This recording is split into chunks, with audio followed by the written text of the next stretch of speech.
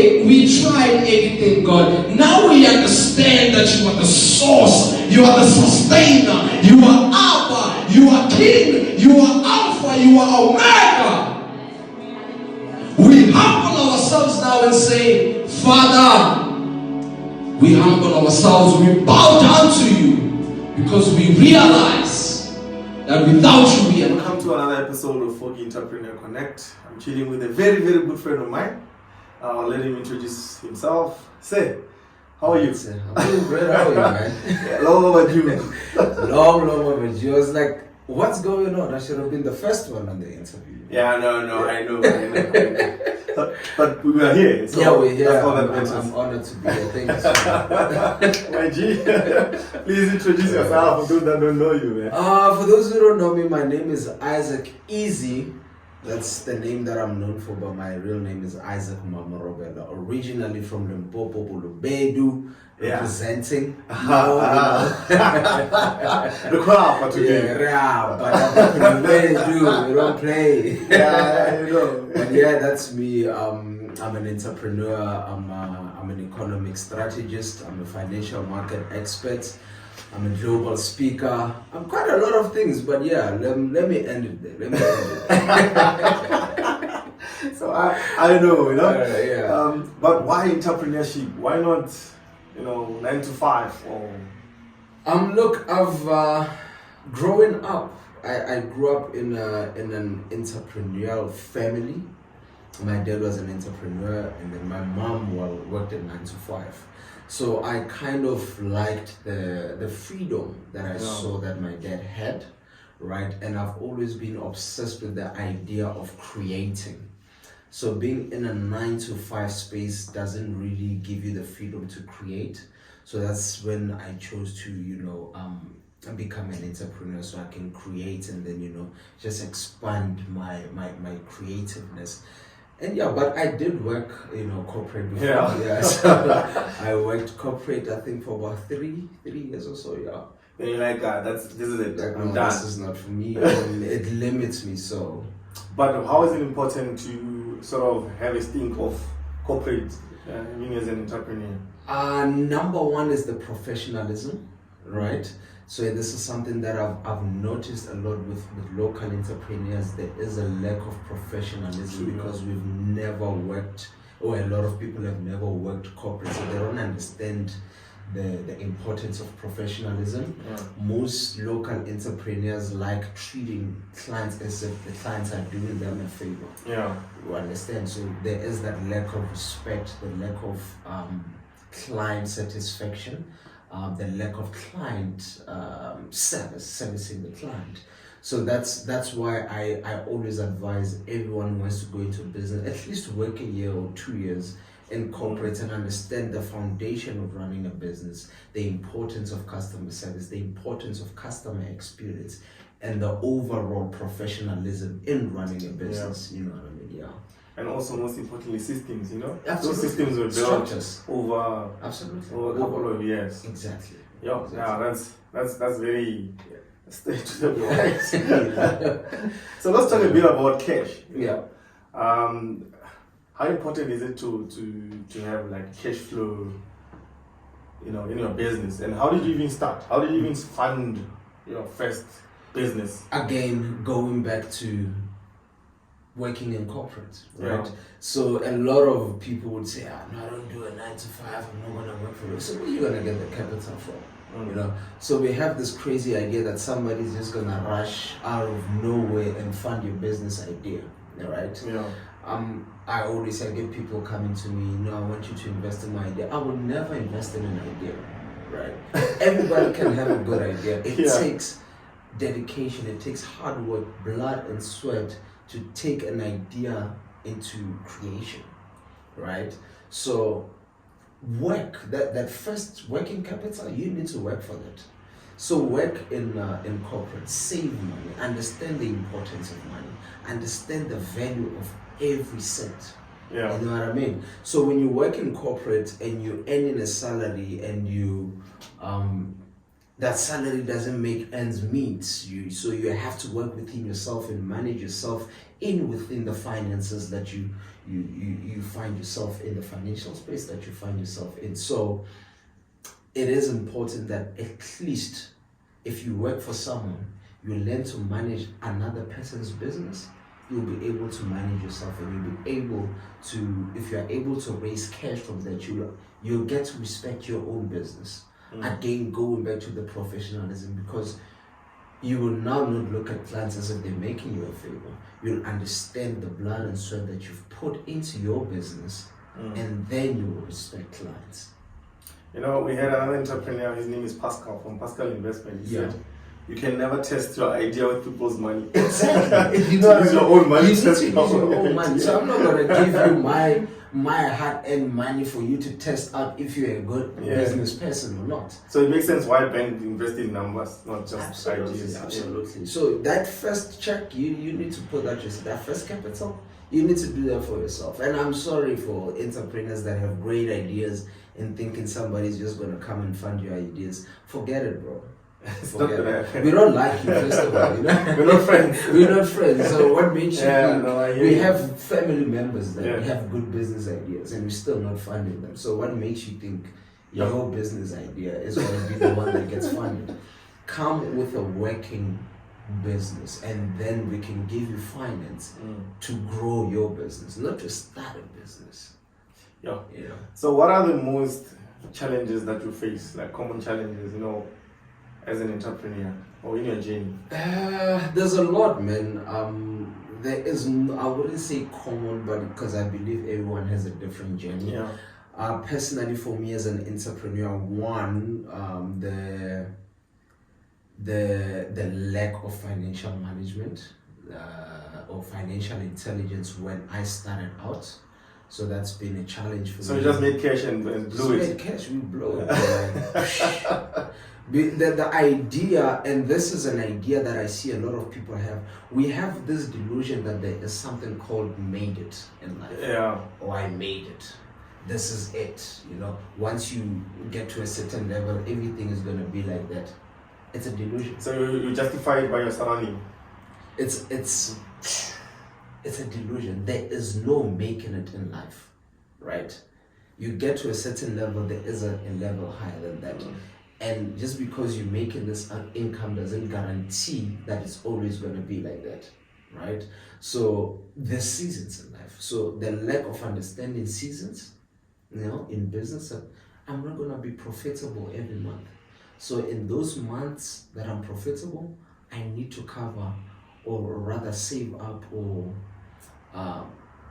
cater for the seasons where I will not be profitable. I think that's where the budgeting becomes important. Like budget and schedule. Absolutely. You know what I mean? And also being able to separate yourself as an individual from your entity. You are not your business. Right? The business man is my man, isn't it? It's not. You know what I mean? So at first, those were my challenges. But then obviously we make mistakes and then we learn from them, and some of us who are blessed enough to, you know, recover from those losses and those mistakes, then you grow into a different level. Then you realize the biggest challenge that I have right now as a businessman is building a reliable team. Right. True. Getting reliable people it's damn near impossible. Right? Difficult. It's difficult to get people that, you know, share the same vision as you, because especially our people, we have this sick mentality of, you know, I want to do my own thing. You know, we don't want to unite in anything, right? So I see 4G is doing his own sneakers. You know what, I work for him for 3 months, I'm also going to do my own sneakers, you know what I mean? Then the next thing, the market is overpopulated, everybody doing sneakers. Whereas if we can come together and build one brand, you know, ecosystem. You know what I mean? So we have this, I was actually having a conversation with someone. It's like, a lot of people like the idea of ownership, right? So would you rather have 100% ownership of 10,000, or would you rather have 50% of 5 million? Yeah. Right? Nah, you know, I wanna now I'm gonna do my own thing.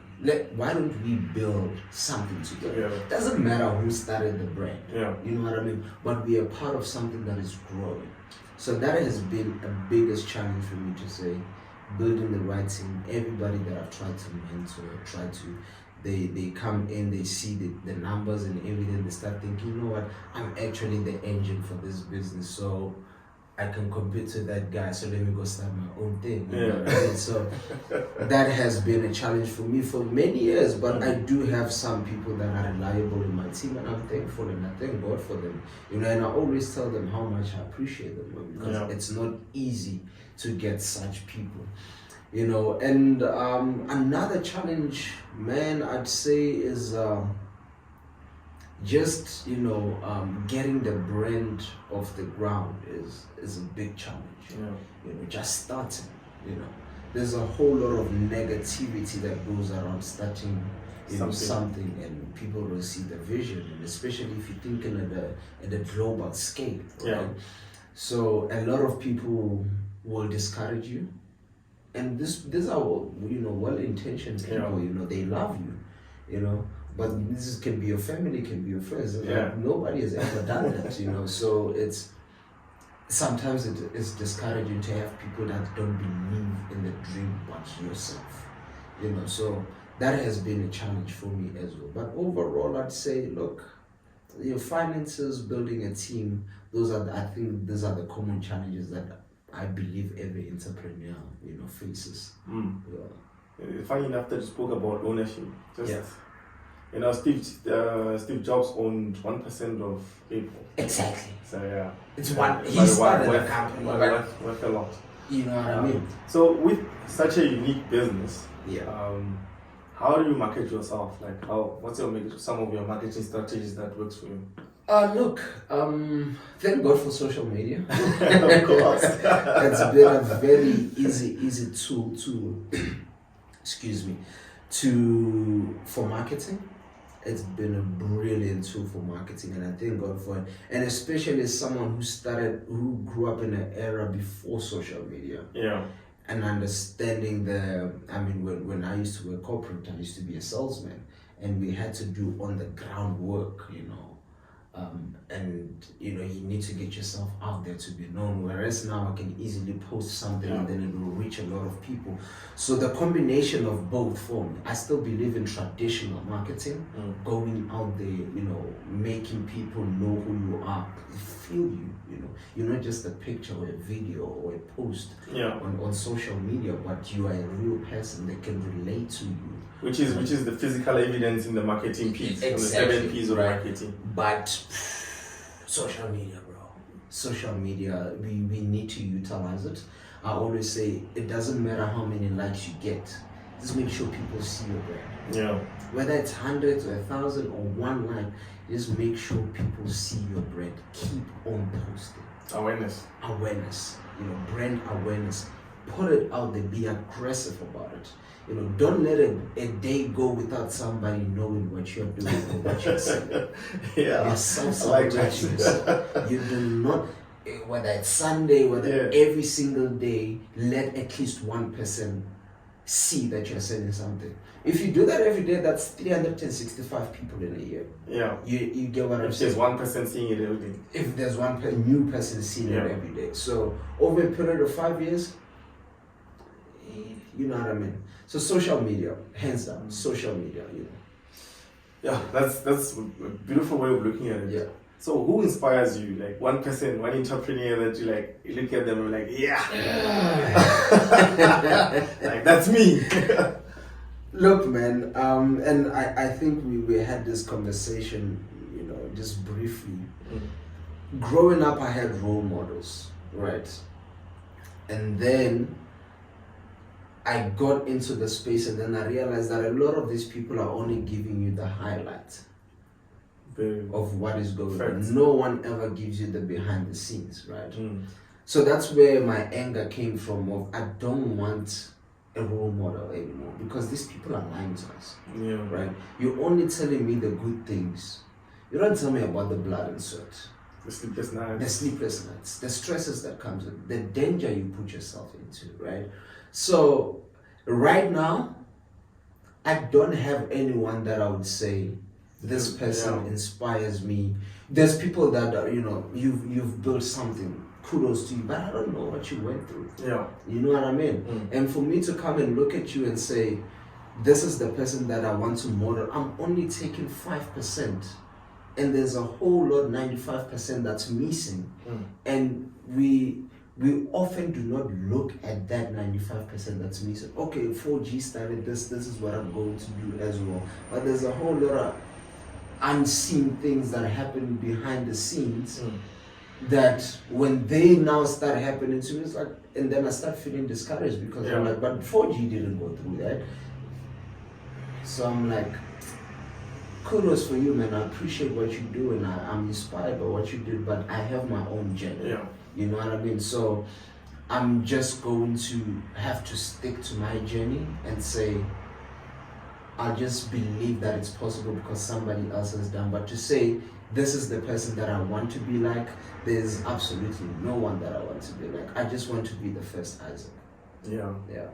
Shout out to Key Possibilities. Just, Oh yeah, Key Possibilities. Anything is possible. Shout out, anything is possible. Make sure that you hit them up. Key Possibilities, my brother. We he just recently launched his brand.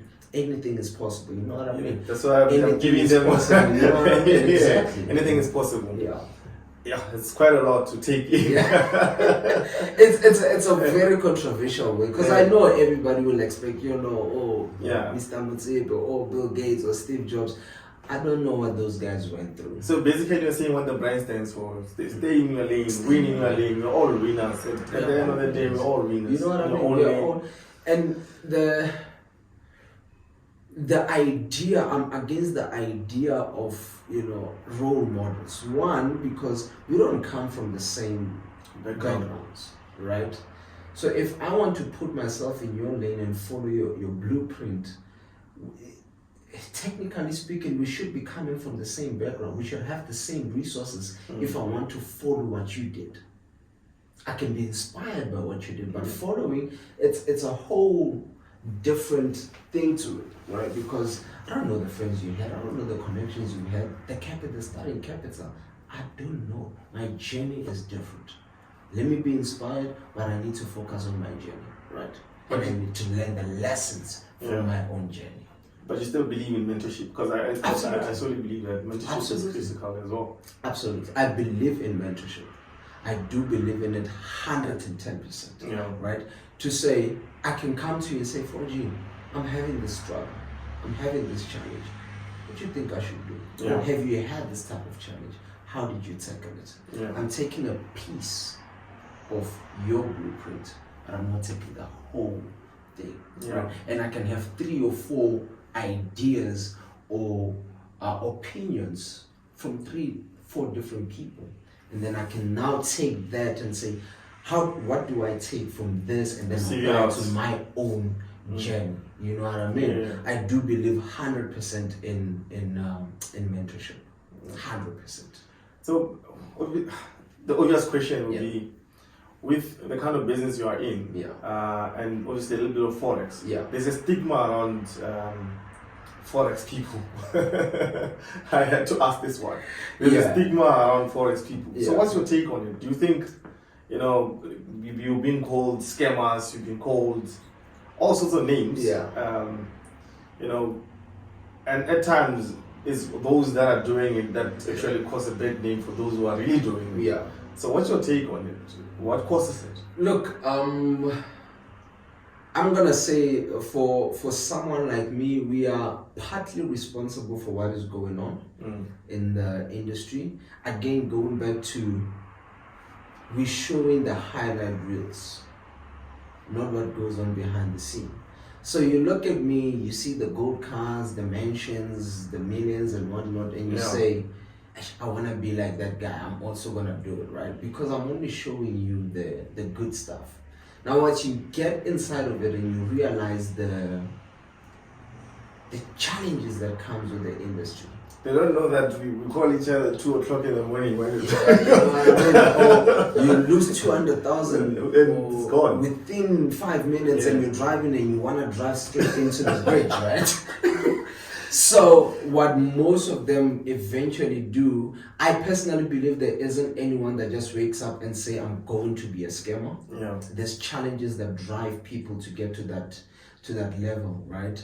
So, and hence I'm saying we are partly responsible because we never really told the people the truth in the beginning. So we kind of showed this, fancy lifestyle, right? And then when people came in, they realized, once you lose money, but then it's easier to do the wrong thing, right? So if right now, and I always say this, if right now I come and tell you, 4G, it will take you 3 years to become a successful trader. Yeah. And then someone tells you, you know what, I can make, if you give me 10,000, I can make you $1 million within 3 days. So our people are also gullible. Yeah. You're not gonna listen to the guy that's telling you it's gonna Yes. take you 3 years. You're gonna listen to a guy that tells you because of your own desperation, right? And your own financial issues. So it's and I don't want to condemn people. It's wrong to scam people, but at the very same time, I feel like if there was no market for scammers, so scammers are only there because there are people that allow themselves to be Take advantage, scammed, yeah. right? Scammers wouldn't thrive if people did due diligence, if people were not gullible. So in short, shortcuts never work. Shortcuts, I always say this, shortcut is the longest route to success, right? Yeah. So when it comes, I understand people been calling us scammers and whatnot because they've been through that. But you also had a responsibility to say no to being scammed, right? You had a choice to believe and not to believe. I mean, if I come and tell you I can give you 100,000 from 10,000 within 3 days, why am I coming to you? Should I transfer it to you? Why don't I just do it for myself? Yeah, of course, and yeah. you know what I mean? And again is the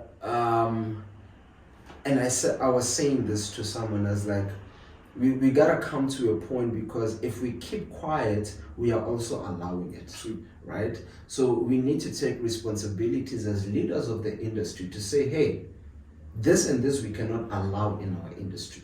We need to start voicing it out as well, right? So because if wrong is silent, if right is silent, wrong thrives, right? So we have a responsibility as well to warn people as to what's going on. So we cannot have these foolish people, uneducated fools being influencers. When you influence people, you influence their thinking. Yeah. Right? So I was given an example. You see the Forex lifestyle, they're drinking, they're spending money recklessly, you're influencing people's thinking. So one kid from, in high school looking into things, this is the way to go. If I want to make money, this is what I should do. I should spend 100,000 in a club. I should buy Gucci's and all of that. I should spend my money recklessly. Then that's how I make it. You've influenced that person. You know what I mean? Don't take your vices and impose them on other people. I don't mind you doing that. I have a problem when you start making it normal for other people to do it because you have a social responsibility for the people that look up to you. And that's the problem that I have with the industry. That's my take to say there's gonna come a time where people need to be responsible and be held accountable for the type of things that they post and how they influence people. A simple thing. Look at Habli. Right? Look at how we've normalized smoking Habli right now because everybody who's somebody smokes it. Right? So a young kid in high school says, "Oh, successful people are doing this, let me also do it." You know what I mean? Or the foolish things we say, you don't need to go to school, the education system is messed up. Then somebody drops out of ignorance and now their whole life is ruined. You know what I mean? Because of just somebody somebody ignorant said something foolish and you've influenced someone. So we need to start holding people accountable, right? For what they put out there, right? Two, we also need to hold people that are getting scammed accountable to say, hey, you need to do diligence.